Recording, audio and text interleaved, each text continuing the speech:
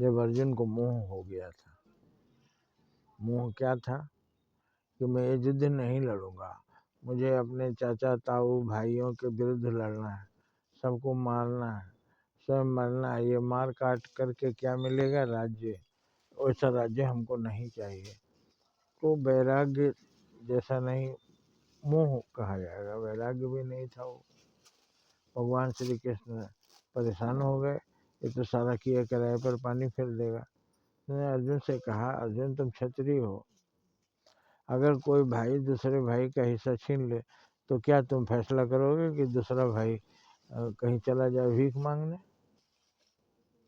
किसी के साथ कोई अन्याय करे तो दूसरे को कहोगे अन्याय सहन करो? तो इस संसार में अन्याय को तुम बढ़ावा दोगे? जो अन्यायी है, जो शोषित है, जो दुखी है, उसके साथ न्याय करो, अन्यायी को सजा दो। इसलिए और अन्यायी अपना भाई बंधु रिश्तेदार नहीं होता है, अन्यायी सिर्फ अन्यायी होता है। तुम्हारे भाई बंधु अगर गलत काम करें तो तुम उनका पक्षपात करोगे, उनको नहीं बोलोगे, अब बाकी प्रजा के साथ दंड दोगे, तो तुम अन्यायी राजा, पापी राजा कहलाओगे। इस तरह से जब समझाते समझाते थक गए तो उन्होंने अपना विराट रूप दिखाया।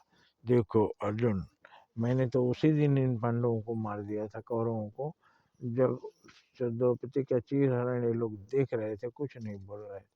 ये सब मरे हुए हैं, देखो मुर्दा है, मैंने मार दिया है। तुम क्या मारोगे? तुम तो सिर्फ एक कर्तव्य पूरा करोगे, मैंने मारा है। और अंत में विराट रूप दिखाया। विराट रूप क्या था?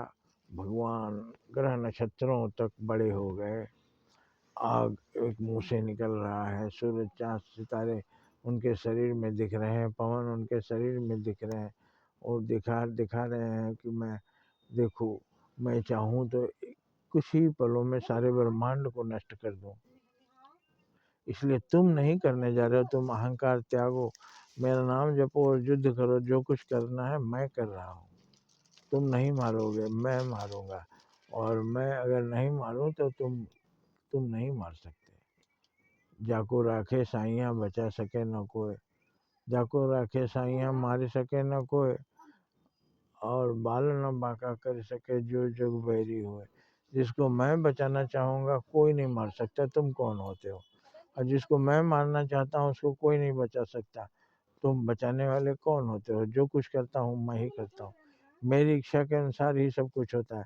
देखो सारा ब्रह्मांड मेरे अंदर ही समाया हुआ है।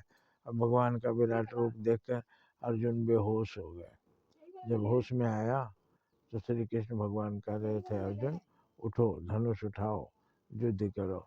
ये भगवान का विराट रूप, तो आप भी वो विराट रूप देख लीजिए।